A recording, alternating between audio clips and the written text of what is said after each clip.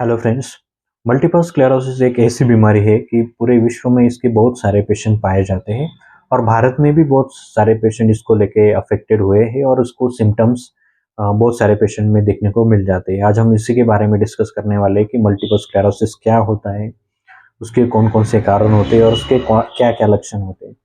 तो देखिए, हमारा जो पूरा शरीर जो नसों से बना हुआ होता है, नर्व सिस्टम हम जिसको बोलते हैं, जो कि ब्रेन या जिसमें स्पाइनल कॉर्ड भी आता है, जो कि हमारे पूरे शरीर के कंट्रोल के लिए बना हुआ होता है। कि जो नर्व फाइबर होता है हमारा, वो एक जिसको प्रोटेक्शन के लिए एक माइलिन शीथ बना हुआ होता है। उसका एक और काम होता है कि सिग्नल पास करना।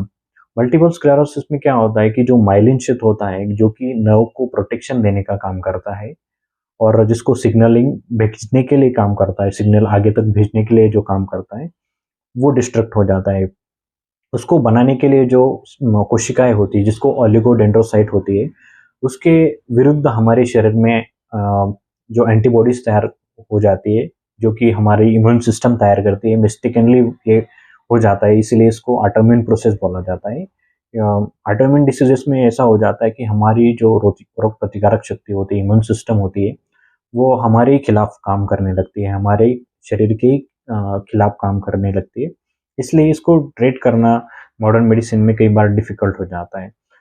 तो सबसे इम्पोर्टेंट कॉज़ मल्टीपल स्क्लेरोसिस का यही है कि जो ऑटोइम्यून सिस्टम, जो हमारी ऑटोइम्यूनिटी होती है, इम्यून सिस्टम होती है, वो हमारे खिलाफ काम करने शुरू करती है। ओलिगोडेंड्रोसाइट, स्पेशली मल्टीपल स्क्लेरोसिस की अगर हम बात करें, तो जो ओलिगोडेंड्रोसाइट होती है, जो कि माइलिन शीथ बनाने के लिए बहुत इंपॉर्टेंट रोल प्ले करती है, उसको डिस्ट्रक्ट कर देती है। इसकी वजह से जो माइलिन शीथ होता है, जो कि एक नर्व का प्रोटेक्शन का काम करता है, इसके अलावा जो सिग्नलिंग, सेल सिग्नलिंग का काम करता है, सिग्नल पास करने के लिए आगे, वो हैम्पर हो जाता है। इसके वजह से बहुत सिम्टम्स पेशेंट में देखने को मिल जाते हैं।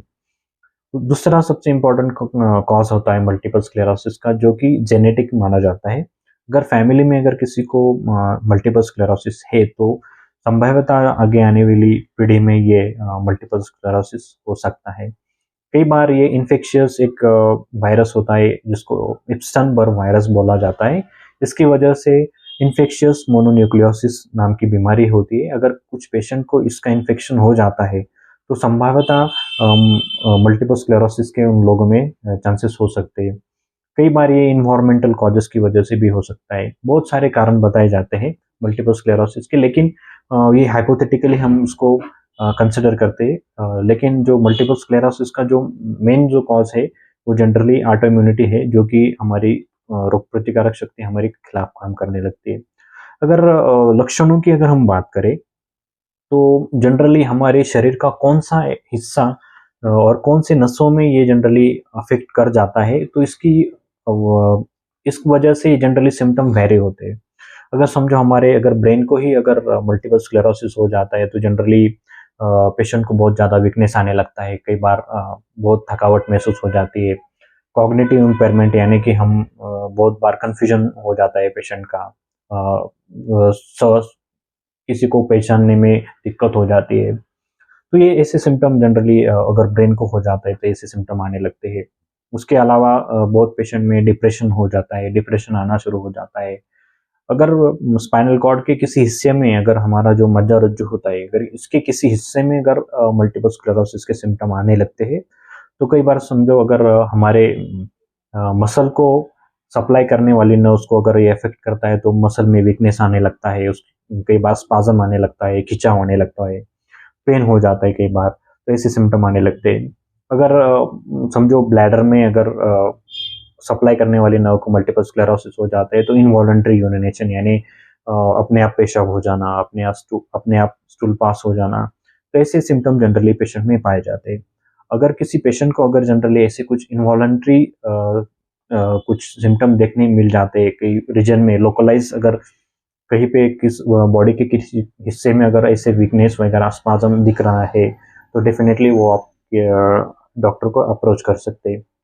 उसकी अगर हम ट्रीटमेंट की अगर हम बात करें, तो जनरली मॉडर्न मेडिसिन में इसको लेके कुछ क्योर और कुछ मेडिसिन्स अवेलेबल नहीं है। लेकिन अगर डिसीज़ प्रोग्रेस को रोकने के लिए कुछ मेडिसिन्स, जिसको डिसीज़ मॉडिफाइंग ड्रग्स बोला जाता है, वो दिए जाते हैं। लेकिन होम्योपैथी में बहुत सारे मेडिसिन इसके लिए अवेलेबल है जो कि डिसीज़ का जो प्रोग्रेस है उसको रोकने के लिए बहुत अच्छे हैं, और डिसीज़ को स्टॉप करने के लिए, जड़ से निकालने के लिए डेफ़िनेटली होम्योपैथी बहुत अच्छे से रोल प्ले करती है। बहुत बार जो ऑटोइम्यून डिसीज़ेज़ होते हैं, यानी कि हमारे रोग प्रतिकारक शक्ति से जुड़े हुए जो बीमारियाँ होती है, उसको होम्योपैथी से बहुत अच्छे से ट्रीट किया जा सकता है। तो आप डेफ़िनेटली होम्योपैथी का वहाँ पे विकल्प आप राय चुन सकते हैं। इसके अलावा जनरली इसको डायग्नोसिस के लेके जनरली एमआरआई में इनिशियल स्टेजेस में ये जनरली सिम्पटम एमआरआई या किसी भी मेडिकल इमेजिंग पे वहाँ पे नहीं आते, लेकिन बहुत बार डिसीज जब प्रोग्रेस हो जाता है वहाँ पे बहुत सिम्टम पेशेंट में देखने को मिल जाते हैं। तो वहाँ पे एमआरआई में वो जो मल्टीपल स्क्लेरोसिस के जो पैचेस होते हैं वो देखने को मिल जाते हैं। तो डेफ़िनेटली अगर आपको किसी को अगर ऐसे सिम्पटम आ जाते हैं, कई रीजन में शरीर के किसी अंग में ऐसा सुन्नपन हो जाना, स्पाज़म आना, खिंचाव महसूस होना, ऐसे कुछ सिम्पटम आने लगते हैं, तो आप डेफ़िनेटली आपको डॉक्टर के पास जाने की ज़रूरत हो सकती है। So I hope this video is helpful for you, so thank you so much.